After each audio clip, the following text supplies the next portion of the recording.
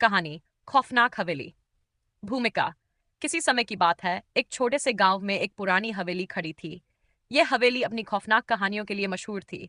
लोग कहते थे कि हवेली में रात को अजीब आवाजें आती थीं और जो कोई भी वहां गया वह कभी वापस नहीं लौटा। अध्याय 1। हवेली की खोज। एक दिन चार दोस्तों आर्यन, सिया, करण और निया ने निर्णय लिया कि वे इस रहस्यमयी हवेली की सच्चाई जानने जाएंगे। उन्होंने सुना था कि हवेली में एक पुराना खजाना छिपा हुआ है और यही उनकी सबसे बड़ी प्रेरणा थी। शाम के वक्त जब सूरज ढलने लगा, उन्होंने हवेली की ओर बढ़ना शुरू किया। रास्ते में उन्होंने गांव के बूढ़े लोगों से हवेली के बारे में सुन रखा था। बूढ़े लोग बार बार उन्हें चेतावनी देते रहे, वहां मत जाओ, वहां पर आत्माएं घूमती हैं। लेकिन चारों दोस्तों ने हंसी मजाक करते हुए उनकी बातों को अनसुना कर दिया। अध्याय 2। हवेली में प्रवेश। जब वे हवेली के पास पहुंचे तो हवेली की स्थिति देखकर उनकी हंसी रुक गई। हवेली के दरवाजे पर जंग लग गया था और खिड़कियां टूट चुकी थी। फिर भी उनके साहस ने उन्हें अंधेरे में आगे बढ़ने के लिए प्रेरित किया। हवेली के भीतर प्रवेश करते ही उन्होंने महसूस किया कि तापमान अचानक गिर गया।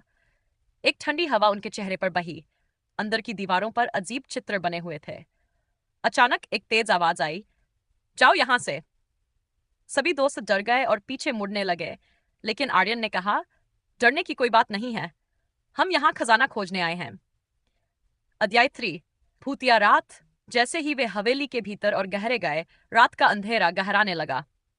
अचानक एक कमरे से कुछ गड़गड़ाहट की आवाज आई।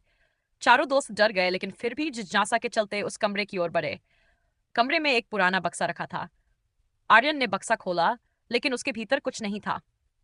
जैसे ही उसने बक्सा खोला, अचानक कमरे में अंधेरा छा गया और सभी को एक काली परछाई दिखाई दी। वह परछाई उनके करीब आई और चिल्लाई, तुम यहाँ क्यों आए हो? अध्याय जो था, सब दोस्त डरकर एक कोने में चले गए। निया ने कहा, यहाँ कुछ ठीक नहीं है, हमें वापस चलना चाहिए। लेकिन करण ने कहा, हमें जानना चाहिए कि ये आत्माएं क्यों यहाँ हैं। उन्होंने उस परछाई से पूछा, तुम कौन हो? परछाई ने उत्तर दिया, मैं इस हवेली का रक्षक हूँ। यहाँ पर छिपे खजाने की रक्षा के लिए मैं हमेशा मौजूद हूँ। जो भी खजाने को खोजने की कोशिश करता है, मैं उसे सजा देता हूँ। अध्याय 5। जीवन का संघर्ष। सभी दोस्तों ने महसूस किया कि उन्हें अपनी जान बचाने के लिए जल्दी कुछ करना होगा।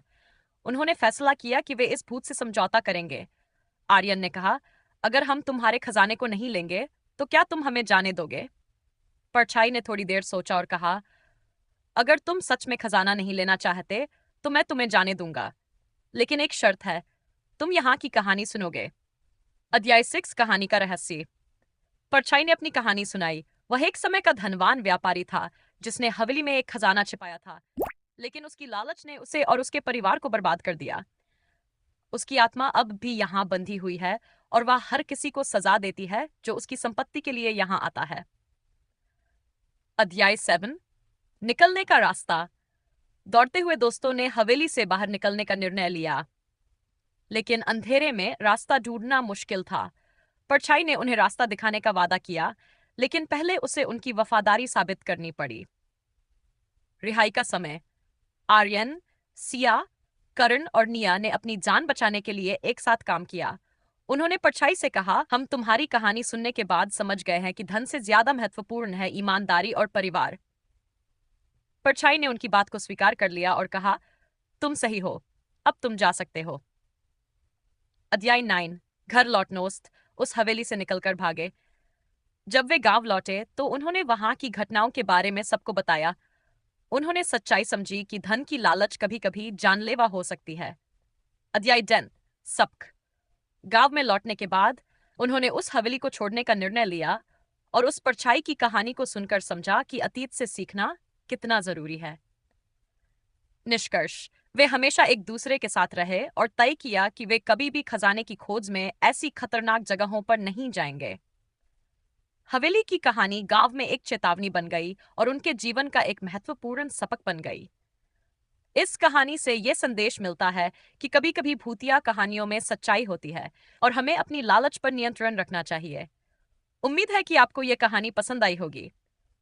यदि आप और कुछ जानना चाहते हैं या कहानी में कोई बदलाव चाहते हैं तो बताइए।